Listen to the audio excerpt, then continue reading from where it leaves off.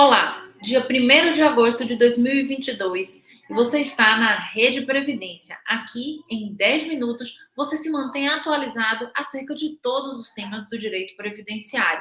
E se caso você ainda não nos acompanha, clica no sininho, ativa as notificações e seja diariamente lembrado de se atualizar aqui conosco. Hoje nós vamos tratar de 3 temas bastante interessantes, né? Primeiro, vamos falar da modalidade que retornou da análise de atestado para a concessão de auxílio-doença, que pode ser feito, inclusive, no meu INSS. Vamos ainda falar um pouquinho sobre uma decisão bastante interessante de concessão de auxílio assistencial, benefício assistencial para serralheiro com diabetes e obesidade, benefício garantido no âmbito do TRF3. E, por fim, vamos falar da garantia do auxílio reclusão para a filha de um preso segurado do INSS, que foi julgado no âmbito do TRF4. Vamos começar, então, falando sobre essa modalidade de análise de atestado médico que retornou para os segurados do INSS.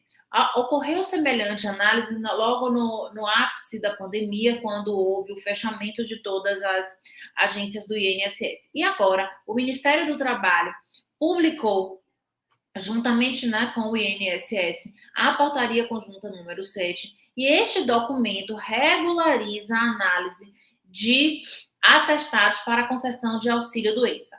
Então, a partir de agora, os segurados do INSS que necessitarem fazer uma perícia médica podem cadastrar a documentação no próprio site ou mesmo através do aplicativo. Assim, o médico perito vai fazer a análise desse atestado de forma remota, sendo dispensado, então, uma emissão de parecer conclusivo da perícia para os casos de incapacidade para o trabalho.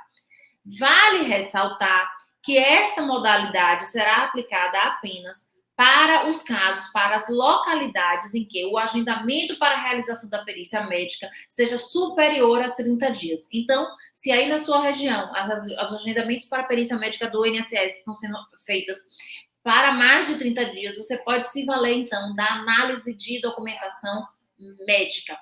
Vale destacar que essa análise não é válida para benefícios acidentários. E, por fim, vamos ressaltar aqui algumas questões relativas aos prazos e indeferimentos. A análise não pode gerar um benefício de duração superior a 90 dias, então o prazo máximo que será concedido esse benefício é de 90 dias, ainda que esses 90 dias não sejam diretos, né? Você faça um pedido, tem a concessão por 30 dias, faz um novo pedido, tem mais 30, depois mais 30. Você aí não vai poder ter uma extensão para mais 30 dias, chegando a 120. Isso não é possível. O máximo são 90 dias. E caso você tenha uma análise, um benefício negado através de uma análise de auxílio de documentação, você só poderá fazer um novo requerimento dentro de um prazo de 30 dias. Então, para saber direitinho quais são os documentos que você tem que juntar, o que tem que constar nesse atestado para fazer isso de forma mais correta, você pode, então, acessar a portaria conjunta número 7 e tirar essas dúvidas. O TRF3 garante benefício assistencial a serralheiro com diabetes e obesidade.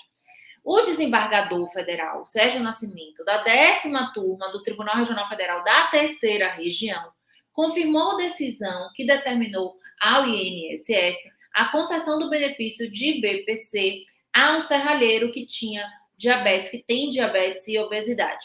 O que aconteceu nesse caso específico foi que a Justiça Estadual de Batatais, em São Paulo, através da competência delegada, determinou a implantação do BPC a partir da data do requerimento administrativo. E, resignado, o INSS recorre ao Tribunal Regional Federal da 3ª Região, argumentando que não existia deficiência e não existia miserabilidade. E ainda pediu que, caso fosse concedido o benefício, fosse fixada uma nova data inicial, e sim a data da sentença e não a data do requerimento administrativo. Em análise deste caso, o relator apontou que o autor é um serralheiro autônomo, portador de diabetes e de obesidade, faz uso de insulina desde os 27 anos de idade. A perícia médica realizada em setembro de 2018 atestou ainda que ele apresenta queda da acuidade visual bilateral e lesão no tornozelo direito. Então, para o relator, ao analisar esse caso, ele teria aí uma condição, ele vislumbrou, né, a condição da impossibilidade de trabalho. Né? Então, ele diz, em que pese o perito concluir pela incapacidade temporária, há de se reconhecer que as limitações apresentadas autorizam a concessão do benefício assistencial, haja vista possuir impedimentos de longo prazo, com potencialidade para obstruir a sua participação plena e efetiva na sociedade, em igualdade de condições com outras pessoas. Né? Ainda vale ressaltar que no estudo social se constatou que o núcleo familiar era formado pelo autor, pela companheira, que é uma trabalhadora do lar, né? É uma trabalhadora, né? A chamada dona de casa, além de mais de 3 filhos do primeiro casamento da esposa. Eles moram numa residência de parentes, contam somente com a ajuda de familiares.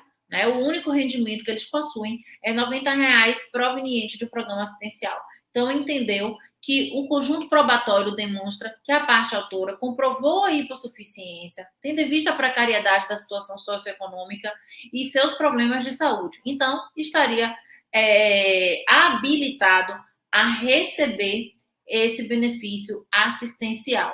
E, então, manteve a sentença e manteve o termo inicial apesar disso, o juiz reformou a sentença parcialmente apenas para manter o benefício a partir da sentença e não do requerimento administrativo. De qualquer sorte, é uma decisão bastante interessante e positiva para o segurado, né, que teve aí o seu benefício concedido, o seu benefício assistencial, que passa a ser, então, ali uma forma de manter e de sobrevivência da família. O TRF4 garante auxílio reclusão à filha de preso segurado do INSS. O que aconteceu nesse caso específico aqui é que o Tribunal da 4ª Região determinou que o Instituto Nacional de Seguro Social deva pagar um auxílio reclusão para uma menina de 13 anos. Ela é moradora de Eldorado do Sul. Desde a data da prisão do pai, ou seja, ocorrida em abril de 2015. A decisão foi proferida por unanimidade na 6ª turma, né?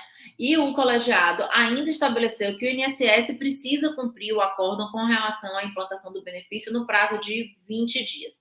Nesta ação, a autora está representada pela mãe, né? Ajuizou a ação em setembro de 2020, após ter o auxílio reclusão negado pelo INSS na via administrativa.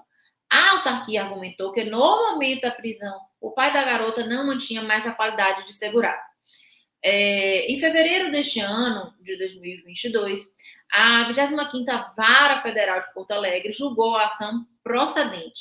Na sentença, a juíza destacou que, com relação à qualidade de segurado, conforme o artigo 15 da Lei 8.213, o recluso preenchia sim os requisitos quando recolhido à prisão, em abril de 2015.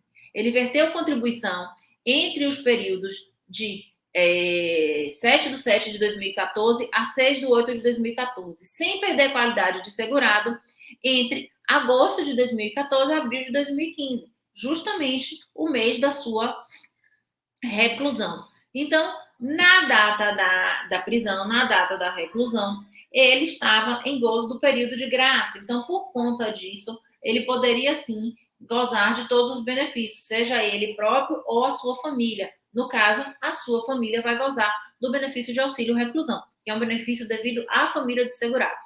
O INSS recorreu, dizendo que para que gere direito ao auxílio reclusão, o regime de prisional precisa ser um regime fechado ou semiaberto, e que no atestado prisional não havia essa informação de forma clara. a sexta turma negou o recurso. E para o relator, o desembargador João Batista Silveira, o início do pagamento do benefício deve ser fixado na data da prisão, pois ali foram preenchidos todos os requisitos estabelecidos em lei para a concessão do auxílio reclusão.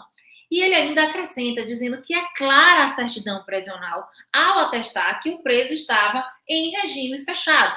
Então, não havia que se falar em falta de informação, nem tampouco o não pagamento do auxílio reclusão em razão da tornozeleira eletrônica, o que impossibilitaria a parte autora de receber o benefício, sendo mantida a sentença nos seus próprios fundamentos, né? Então, é uma decisão bastante importante também aí para os segurados. Esse é um benefício que sofre, né, bastante preconceito em relação à existência e à manutenção desse benefício, mas é um benefício muito relevante, né? Já que o foco e o objetivo da Previdência Social é a proteção em caso de riscos de ocorrência social, né? Dos riscos sociais. E esse é um caso que é o caso da reclusão. Então, essas são as nossas notícias de hoje. Vamos começar a nossa semana e começando este novo mês, né? Até a próxima, pessoal.